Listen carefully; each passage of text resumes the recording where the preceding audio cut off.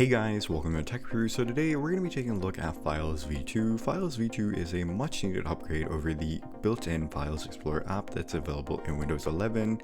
You can download Files v2 for both Windows 11 and Windows 10 if you'd like to do so. Downloading it is super easy. You can download it directly from the Microsoft Store. I'll have a link down below in the description, but this is a much needed upgrade over whatever Microsoft is providing, as it just offers so many new upgrades and features, and it just looks so much better, and it really matches that design of Windows 11 much better than the regular Files Explorer.